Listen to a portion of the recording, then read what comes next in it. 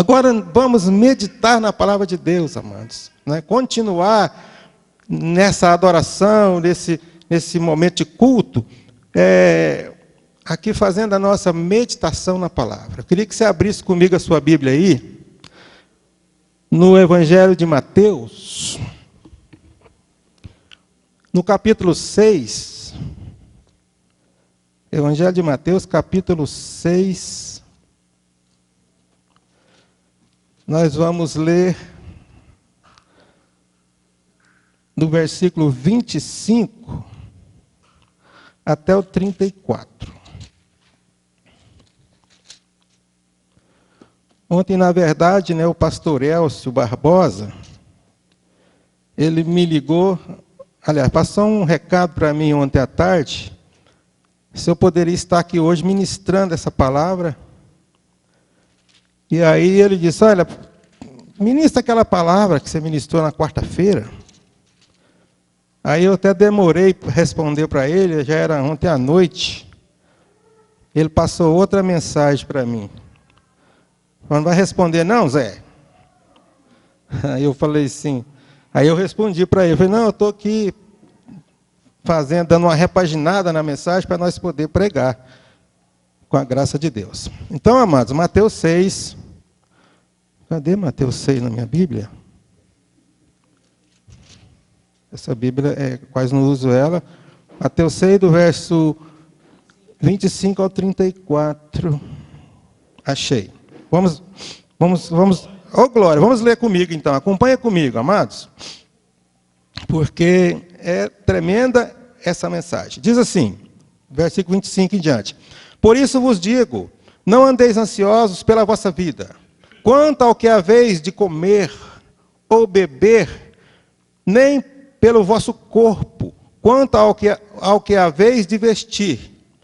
Não é a vida mais do que o alimento, e o corpo mais do que as vestes? Observai as aves do céu, não semeiam, não colhem, nem ajuntam em celeiros, contudo vosso Pai Celeste as sustenta. Porventura, não valeis vós muito mais do que as aves? Qual de vós, por mais ansioso que esteja, pode acrescentar um côvado ao curso da sua vida? E por que andais ansiosos quanto ao vestuário? Considerai como crescem os lírios do campo. Eles não trabalham nem fiam. Eu, contudo, vos afirmo que nem mesmo Salomão, em toda a sua glória, se vestiu como qualquer deles. Ora, se Deus veste assim a erva do campo, que hoje existe e amanhã é lançada no forno, quanto mais a vós outros, homens de pequena fé.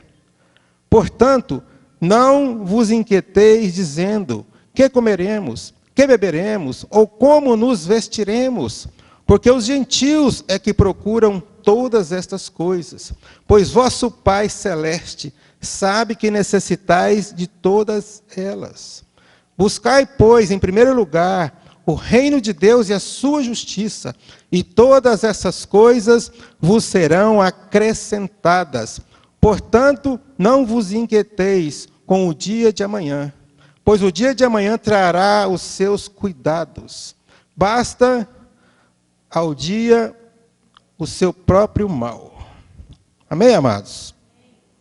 Glória a Deus por essa palavra, como a gente sempre fala, que o Senhor te abençoe na medida da proporção do poder dessa palavra, porque nós cremos nisso.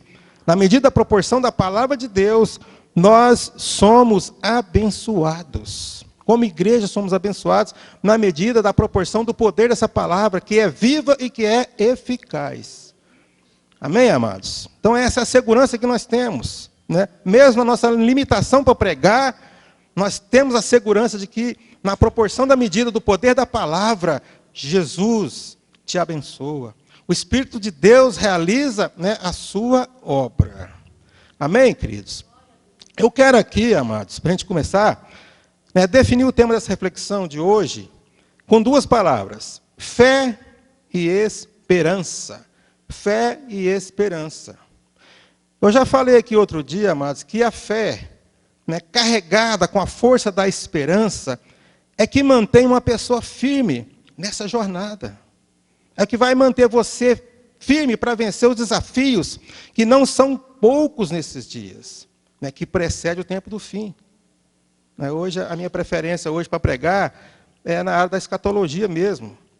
Mas nós estamos aqui hoje com essa palavra de ânimo, de motivação, para mostrar que a fé e a esperança é que vai nos levar, né, a conquistar, a vencer esses desafios desses dias de hoje.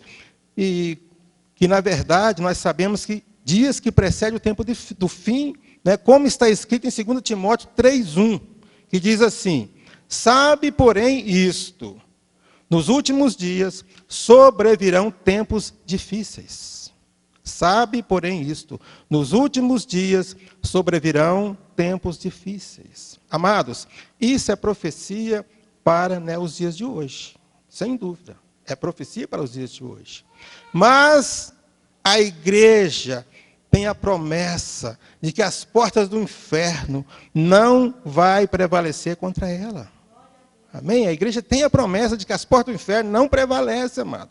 Significa, querido, que a promessa de Deus não vai falhar. Significa que a nossa fé não está fundada em esperança vazia. Prova disso é os testemunhos que nós já temos aqui. A nossa fé não está fundada em esperança, né, vazia. Amém, queridos? Então, resumindo, amados, a nossa fé é alimentada de uma esperança viva. A nossa fé é alimentada de uma esperança viva, porque Jesus é o mesmo ontem, hoje e eternamente. Por isso a nossa fé, né, está fundamentada, alimentada por essa esperança viva. Queridos, com essa pré-introdução aqui, eu quero entrar no tema de hoje para falar de fé e esperança. Para falar de fé e esperança, tendo como base essa narrativa de Mateus 6, do verso 25 até o 34. Aqui então, amados, nesse texto que nós lemos de Mateus, né, se fosse para a gente resumir essa leitura, né, partindo da premissa de que a palavra de Deus é a verdade que liberta, a nossa dissertação, queridos, com base nessa narrativa, seria bastante conclusiva. Né, e pode ser, assim, sintetizada ou condensada com uma simples afirmação. Qual? De fonte inesgotável, bebemos da água da vida, pela revelação da palavra de Deus ministrada no coração. De fonte inesgotável. Bebemos da água da vida, pela revelação da palavra de Deus ministrada no coração. Eu vou repetir mais uma vez, querido. Na verdade, fonte inesgotável e água da vida, irmãos, é a palavra de Deus ministrada como verdade no coração. Porque Deus, querido, é aquele que fala de forma objetiva, de forma direta, para revelar no seu amor. Revelar no seu amor. Todo pai, quando fala para o filho, ele revela no seu amor qual é a sua vontade. Aqui, da mesma forma, Deus fala, né, no seu amor para revelar que para os filhos existe um Pai no céu que não está alheio em cuidar, né, da sua criação. Existe um Pai no céu que não está alheio para com os filhos de sua aliança. Queridos, resumindo, amados, tudo que a gente falou aqui até agora, existe uma declaração que cristaliza, né, a verdade de Deus, aqui transcrita nessa narrativa, de forma preciosa, poderosa. Com efeito, é uma declaração, queridos, simples, mas é poderosa. Qual é essa declaração? O cuidado de Deus está na sua vida. Entende? O cuidado de Deus, irmãos, está na sua vida. Essa é a verdade, irmãos, cristalina, né, da palavra de Deus transcrita nessa narrativa de Mateus 6. Né, a verdade de Deus está cristalizada, né, nesta narrativa de Mateus 6. Por isso, amados, presta atenção, podemos falar de uma esperança, amados, como âncora da alma, que permanece firme. Falamos de uma esperança como âncora da alma. Por isso somos alimentados pela fé e nutridos, né, com essa esperança, irmão, de um Deus que opera e trabalha em favor daqueles que por Ele esperam. Eu gosto muito já falei isso aqui, de Isaías 64, versículo 4, que diz assim: porque desde a antiguidade não se ouviu, nem com ouvidos percebeu, nem com olhos se viu, um Deus além de ti, que trabalha e opera por aqueles que por Ele esperam. Amados, o trabalhar de Deus está na sua vida. O trabalhar de Deus está na vida da igreja. Isso é a mesma coisa que dizer, irmão, que o cuidar de Deus, né, está na sua vida. É a mesma coisa que dizer, é simplesmente a mesma mensagem. Eu também gosto demais, amados, de Hebreus 1,14, né, que fala que os anjos são espíritos ministradores, enviados para servir em favor daqueles que hão de herdar a salvação. Entende? Hebreus 1,14 fala que os anjos são espíritos ministradores, enviados para servir em favor daqueles que hão de herdar a salvação. Isso fala desse trabalhar de Deus. Isso fala desse cuidado de Deus, amados. Que a gente está vendo aqui nessa narrativa de Mateus 6. Então, queridos, hoje, né, como a nossa tese argumentativa é para falar de fé e esperança, né, porque Jesus disse, se creres, verás a glória de Deus, nós vamos voltar aqui mais uma vez no texto de Mateus, capítulo 6, no versículo 25 em diante, e observar que Jesus fala e deixa claro. O que Jesus fala e deixa claro? Que o medo e a insegurança não vai ajudar em nada. Medo e insegurança não ajudam em nada.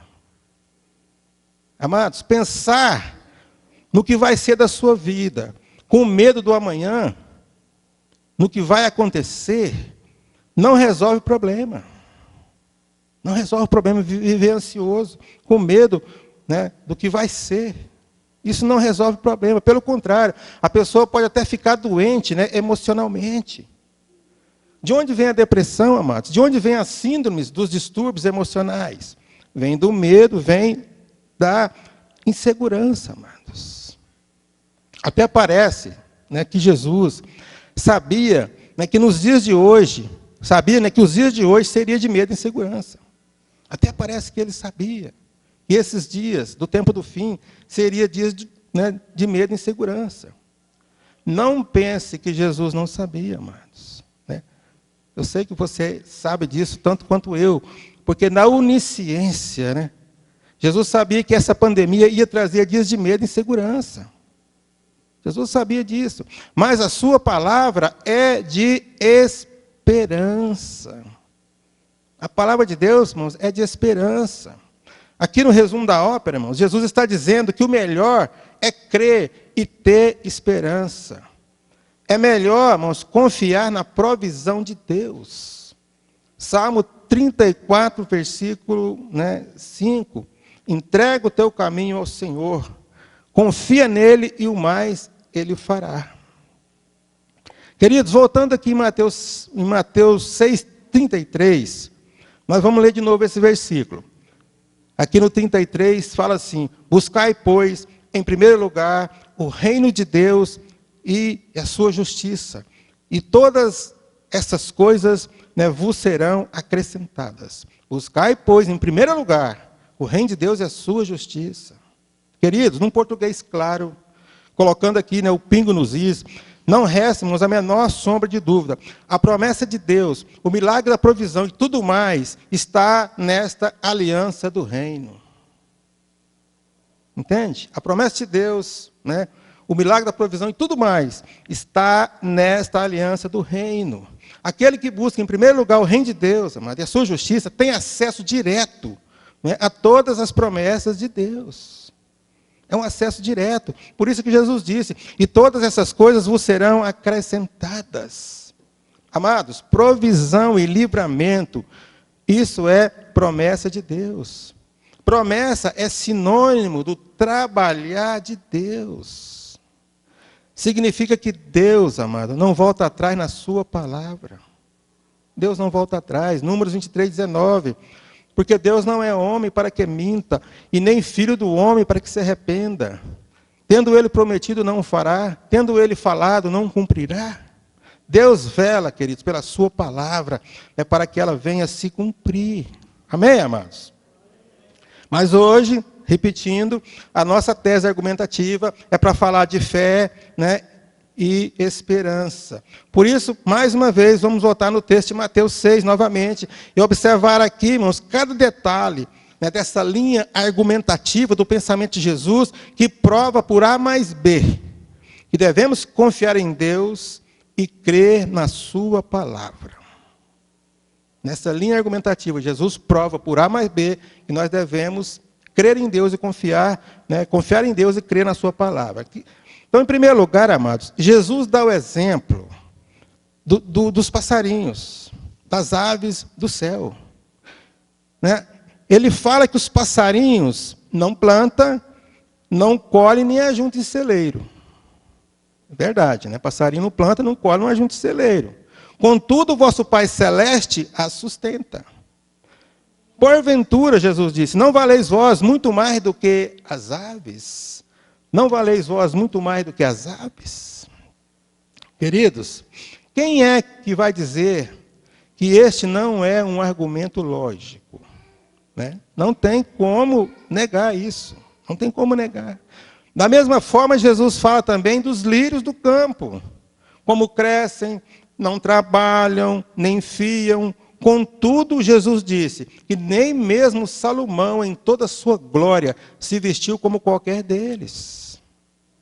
E Jesus conclui assim dizendo, se Deus veste assim a erva do campo, que hoje existe, e amanhã é lançada no forno, quanto mais a vós outros, homens de pequena fé.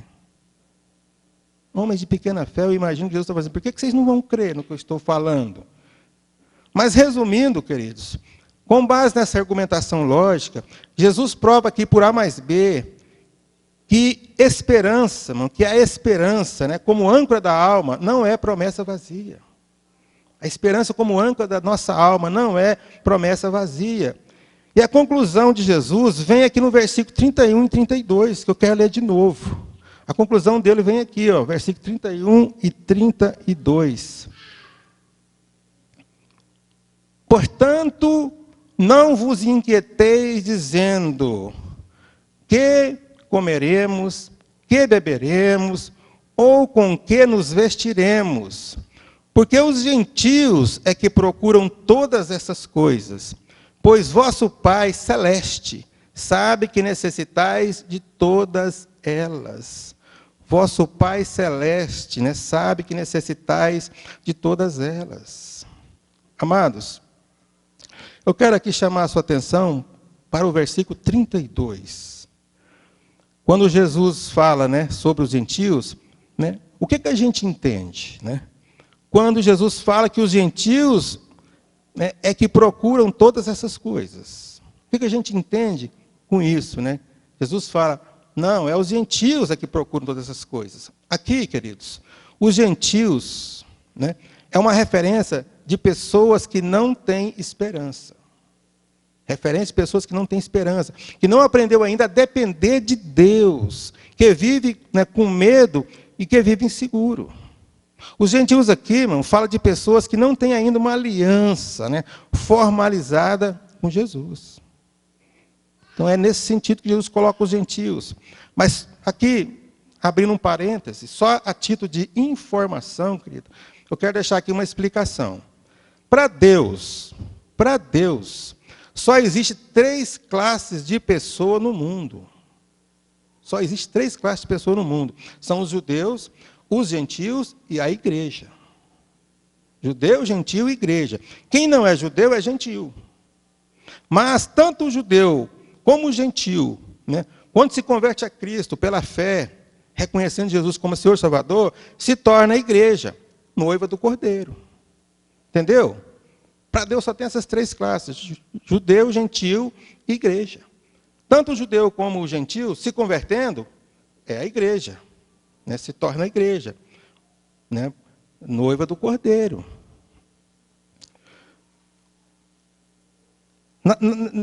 Me parece que lá em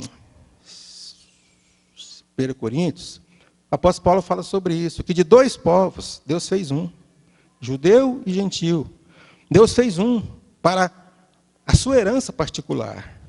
Dos judeus e das nações gentílicas nasce a igreja, como uma geração eleita, um povo de propriedade exclusiva de Deus. 1 Pedro 2,9. Amém? 1 Pedro 2,9. A gente até poderia ler esse texto rapidinho aqui, se eu conseguir abrir rápido aqui. 1 Pedro 2,9, para poder só reafirmar isso que nós estamos dizendo. Porque aqui, o apóstolo Pedro,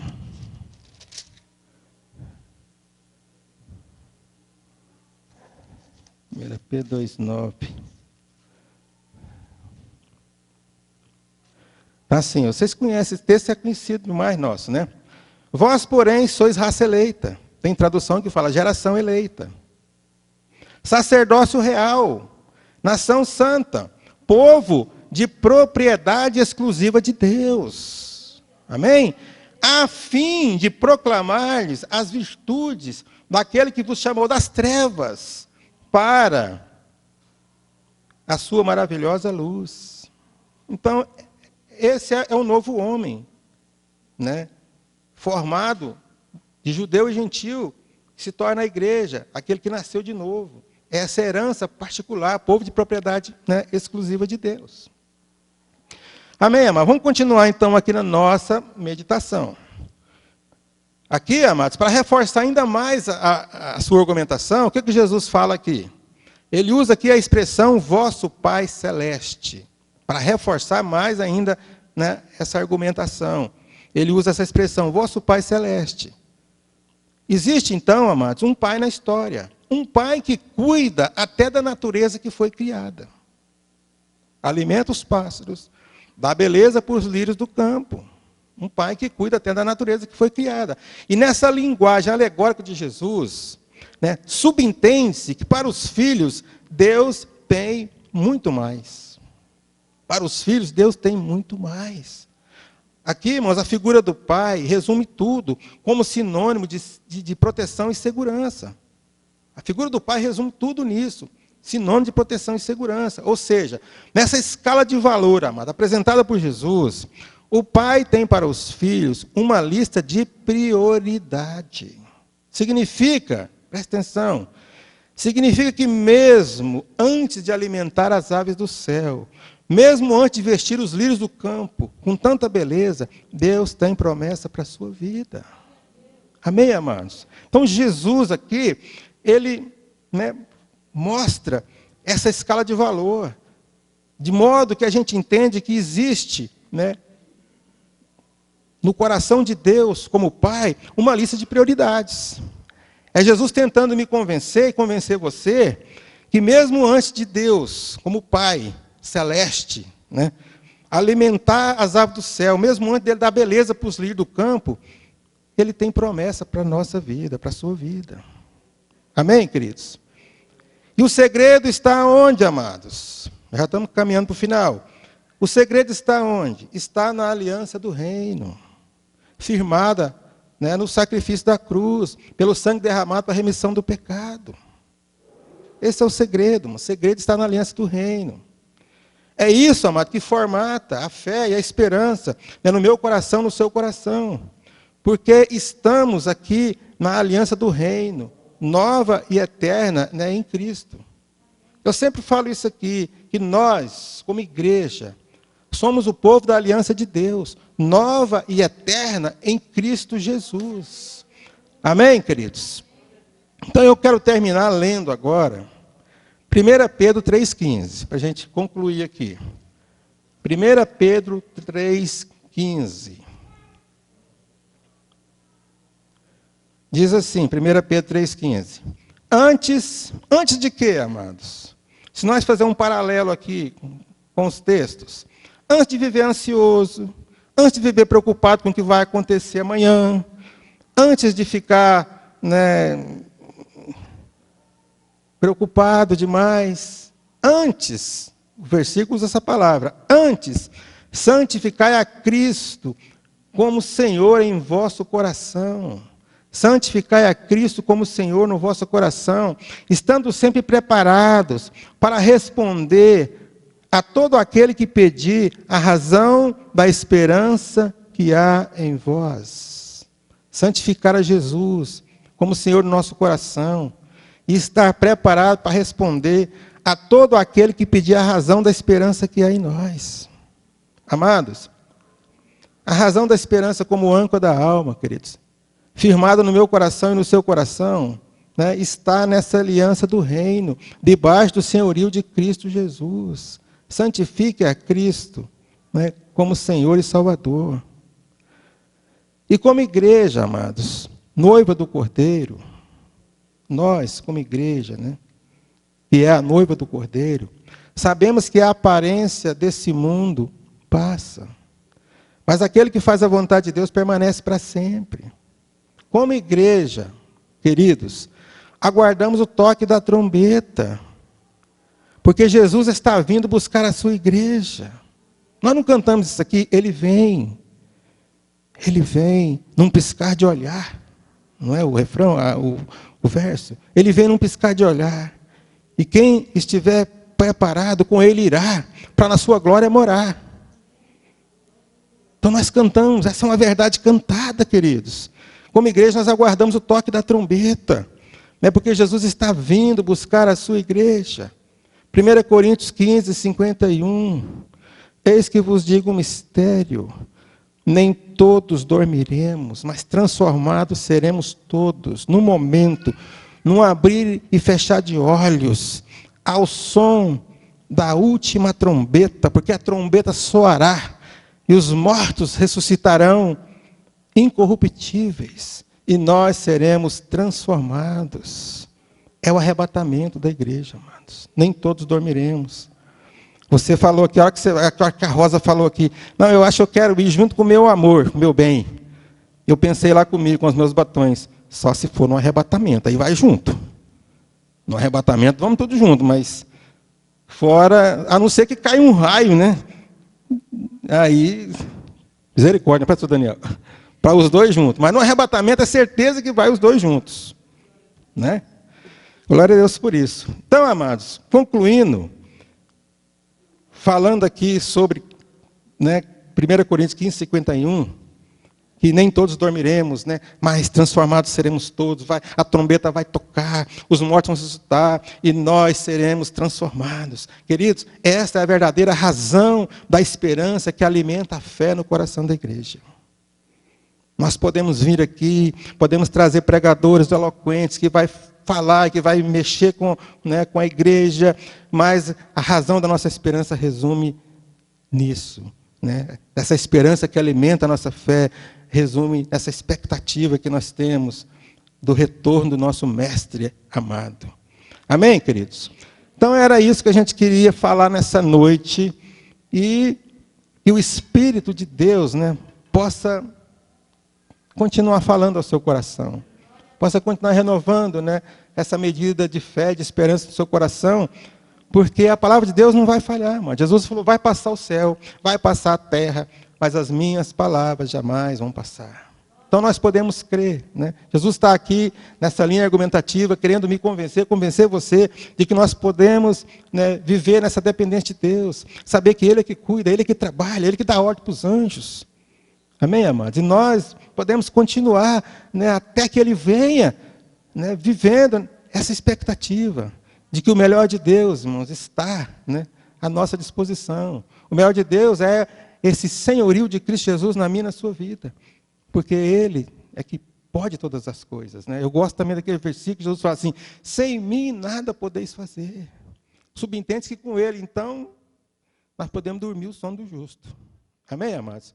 Então nós vamos orar, eu vou fazer essa oração aqui